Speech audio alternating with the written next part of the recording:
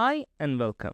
In this tutorial, we will walk you through how to add a beneficiary on the AKAAF platform, an essential step before you can send a transfer.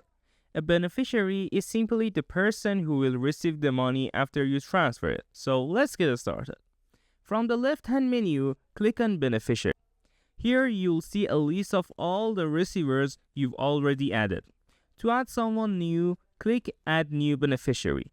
Next, choose the destination country and the transfer type. Please note, the required information may vary depending on your selection. Once you've made your choice, a form will appear. Fill in the receiver's full name, account number, and any additional bank details required. Take a moment to double check everything for accuracy, and when you are ready, click Submit.